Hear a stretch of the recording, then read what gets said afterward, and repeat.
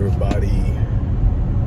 Dr. Rick dropping in on you. I am going to be as quick as I possibly can with this topic. It's far more complex than it seems on the surface, and I'm giving my best shot to cover it. But we're going to talk about this whole Bronny getting drafted by the Lakers thing and why it's an issue in the black community and what I see that troubles me about the entire thing. I've said this for literally going on 2 decades now. Blacks cannot get to a position of power and winning because we love to major in the minor. We cannot get out of being superficially ignited and lost in the allure of small things. And the surface conversation that I'm hearing about this is troubling to me.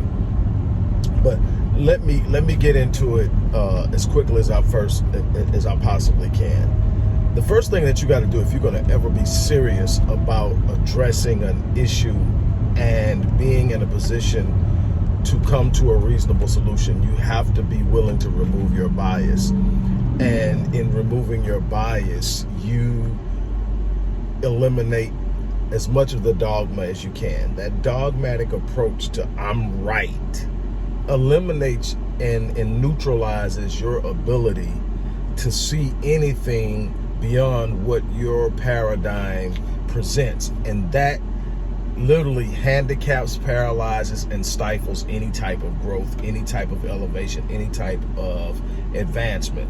One of the reasons we cannot get out of it, and I wrote about this extensively in several theses on my theory of cognitive collective bias. And it's this idea that when we see something, we lock in on it and it becomes a cultural idea. And then we look at it and we stick with it, whether it's a no snitching code that's been taken totally out of context, whether it's the poverty mindset, whether it's, there's only certain ways you can make it out of the game, and so many other, make it out of the hood, and so many other different things that limit us. And I'm just speaking on the surface right now. But we fail to look any deeper because we fail to put down our limiting beliefs and our limited knowledge and awareness to explore possibilities beyond what we might actually understand. We all want to present that we know everything. And one of the things that I've done since I have been on social media is to say that I don't speak or teach or preach from a platform of perfection. I'm open to people challenging me as long as they do it respectfully and as long as they provide the foundation for their objection to what I'm saying. In other words, you can't just show up and say, that's stupid, I don't believe you, blah, blah, blah, without showing me the error in what you see in my logic, my reasoning, my factual presentation. This is how you come to logical conclusions. You don't come to logical conclusions by going with a paradigm or a notion that you hold dearly just because it's always been there. The way you grow is by releasing things that have always been there to take hold of things that have more value, have more power, more thrust. Well, that's the first thing is everybody's upset, and it's under these false notions. The false notion that anybody in the situation, and let me give you some context. I appreciate BronyJames as a basketball player. I actually admire the way that he has conducted himself as a husband and a father. I'm not saying there aren't any transgressions. I don't know of any and don't care to know of any. But I really respect that. Like I said, I respect that more than I respect him as a basketball player, and I have no disrespect for him as a basketball player. He doesn't get my vote for the GOAT, and I'm not going to tell you why, because this isn't about tearing him down or building any other person up. This is about giving context to what I'm saying. I am a Laker fan, been one since Magic arrived. I think I was like 13 then when Magic arrived, and so when Showtime started, I became a Laker fan, and I've been a Laker fan ever since. I've had my ups and downs, but I've seen a lot of good things. I was not a fan of LeBron going to LA, because I know what follows LeBron on the off the court type things and in the front office type interferences that I'm not actually a fan of. So I get why some people are frustrated. I have other issues that I'm not going to make, because then I'm not here to tear him down as a player. But I'm talking about some of the things he does in the culture of organizations that I have a problem with. But put that aside. And so I haven't been, even with the chip we got with Bron, I haven't been happy with what I've seen, because I think that it takes away. And there are some issues and some arguments that can be applied to this current situation with Bronny. But here's the thing. We talk over and over and over and over and over again, and we act like if placed in the same situation, we wouldn't do the same thing.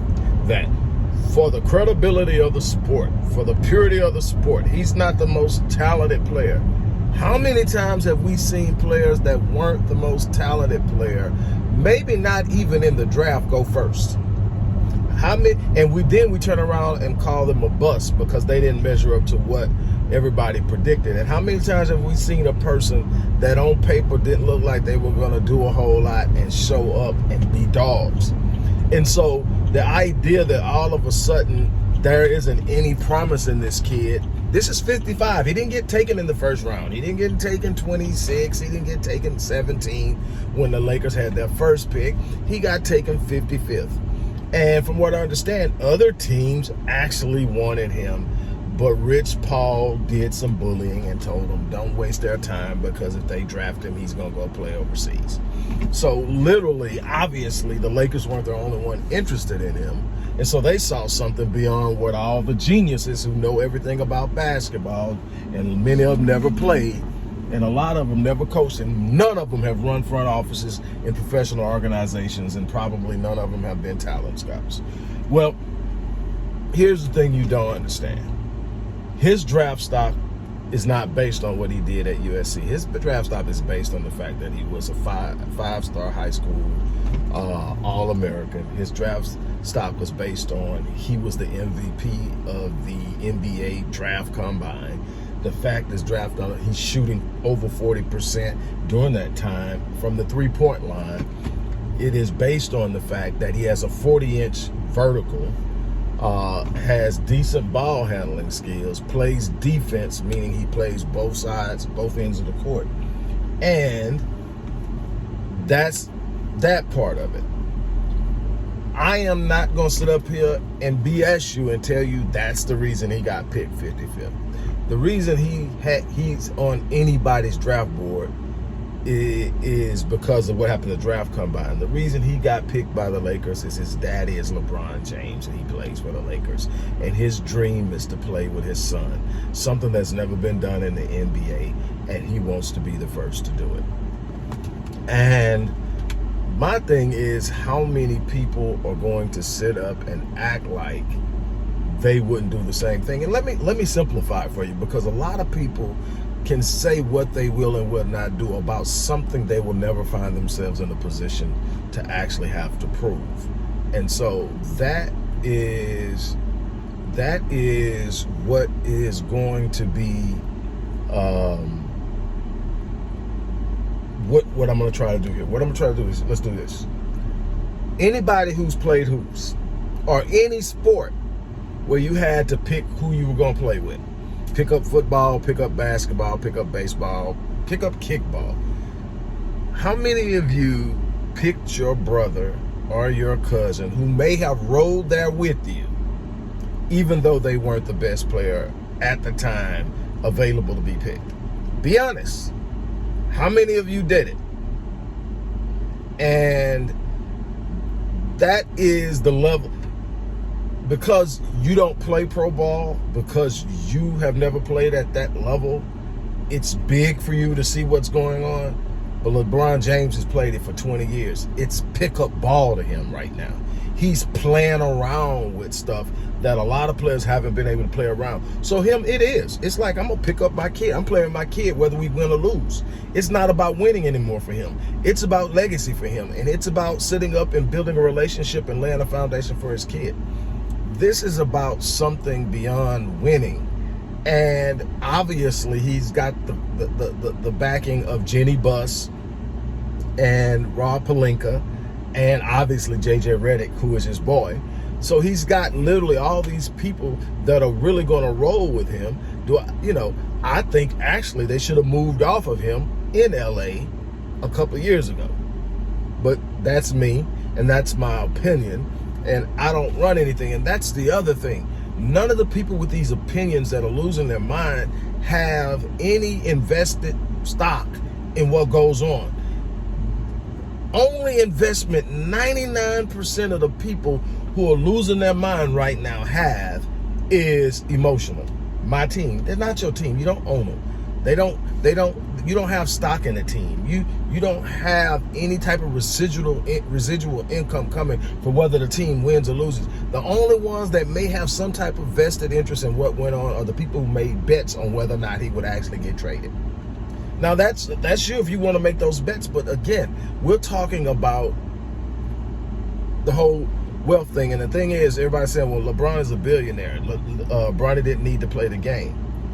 If LeBron is a person that is in a position of power, and my kid wants to realize a dream, my kid who died a year ago on the courts was revived and is back out playing his heart out without fear, putting it all on the line, and he says he wants to play pro ball. If he only picks up the dribble and shoots one time, I'm putting his ass out there, because I'll never get that opportunity to do that again. And that's what he wants. He gets to do it now. Once he's out there, the truth will tell. The truth will tell. As loyal as JJ Redick is to LeBron, I don't think if Bronny gets out there and can't stick with it, that he won't end up in the G League, or that he won't end up going and playing in Australia. But he's going to get to shoot one shot as a Laker on the big stage. That means he played in the NBA with his dad on the same team as his dad, something that's never been done before. That's legacy. And everybody's saying, well, the salary he's going to make in the NBA is going to be less than what he made in college and NIL money. Wealth building and legacy and generational wealth is not just about the money. It's about the opportunity. It's about the exposure. It's about the connectivity. It's about all the things that LeBron is setting up his kids to be able to experience. Yes, they are heirs of, they are billionaire, literally billionaire heirs. This guy is worth that. But you got to understand, he didn't get there by playing ball. Ball opened the door. He made major moves. He made some moves that, like him or love him, hate him, whatever, he made that put him in that situation. And it wasn't solely based on his basketball skills. It was based on him really just being way above what his culture and his background said he should be. And he did it. The thing is, I absolutely loathe hypocrites. People who are talking mad trash about what happened, and if they were in the same situation, they would do the same thing. And the other ones are the absolutely clueless ones who would actually sit up there and tell their kid, no, you can't come to the NBA. Now, I can get it. I can get that, if you're not ready and you come too early, it may destroy your chance of ever being ready. I get that. But I don't see that with Bronny. I don't see this kid is trash. And I'm like, number one is, you don't make a high school All-American team at being trash. And no, he didn't make it because of his dad. He made it because he was balling in high school. He wasn't the best player out there, but he was balling. He deserved to be an All-American. And his stats from USC was not because he couldn't play the game. His stats from USC is because he wasn't getting playing time, and that's because he had somebody starting in front of him. Just because I have somebody starting in front of me don't mean I can't play. Don't mean I can't play better than the person you got starting in front of me. I'm going to give you a prime example. Barry Sanders played behind Thurman Thomas for 2 years. Thurman wasn't no damn walk in the park or no joke, but he wasn't Barry. I remember a story being told by what school? What coach was it? Was it Oklahoma or Texas? I'm trying to remember what school it was. But the darn gone defensive coordinator or the head coach once, when they were getting ready to play Oklahoma State, and this is when Thurman was still starting, they told them, whatever you do, don't hurt Thurman. They're going like, what are you talking about? You train us to hit. We going out there and hit. No, don't hurt Thurman. Because trust me, as good as Thurman is, that kid that plays behind him, you don't want that.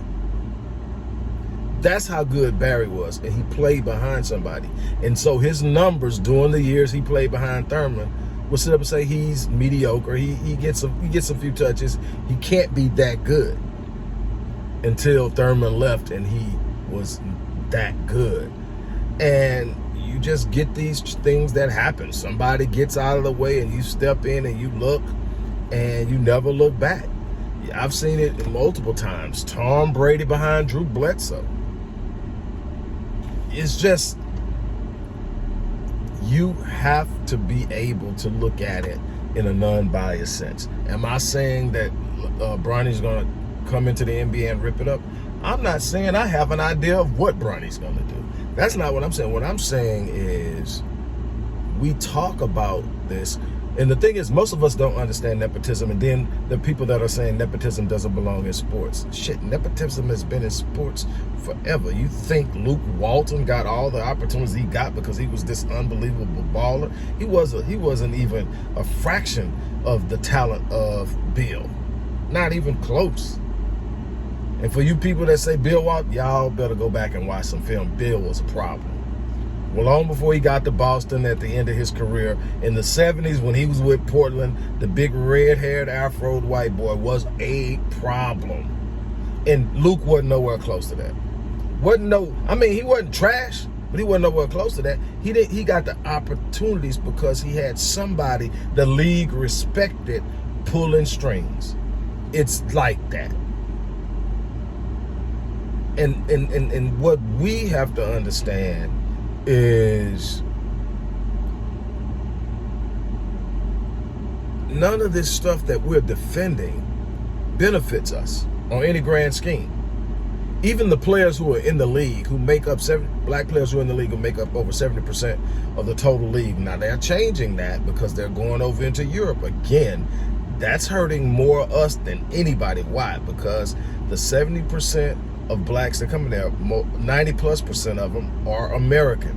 And so what does that mean? The more and more they go to Europe, the less and less opportunities. Nobody's talking about that. Somebody's talking about the black guy who made a space for his black kid, but nobody's talking about the way they softened the game and literally made it more accommodating to European players so they can bring them over here and then spotlight them like they're better than the kids that are over here, when the truth is you made the game fit how they play the game. Okay, so that part of it. And my whole thing is the idea that we are protecting or defending some kind of credibility or purity of a sport that hasn't been pure in I don't know how long. It's laughable. Talent. Every year, players that are more talented than players who got drafted get left off and end up playing overseas. Some play over there for years before somebody finally gives them a chance. This happens in every sport, including basketball. Warren Moon played 5 years in Canada, won 5 straight championships before they finally decided, yes, a black quarterback can stand in the pocket and throw the ball, and he has some unbelievable passing records. If you put both his CFL and NFL passing stats together, he's the most prolific passer in pro football history. But he spent 5 years somewhere else because nobody thought he was ready to play. You can't sit up and think you know everything about how this game is going to go. Again, I'm not predicting Bronny's going to do anything but show up in camp. That's all I'm predicting. He's going to show up in camp and he's going to, at some point, play on the floor with his pops. How long that goes or how long it goes, that's still up for discussion.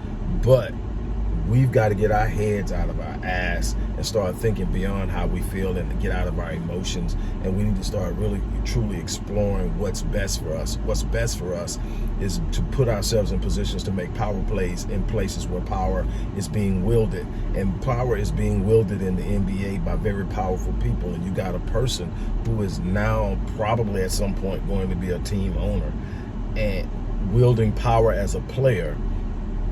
And we have a problem with it. Some of us have a problem with it because we just don't like them. Others have a problem with it because it doesn't look right.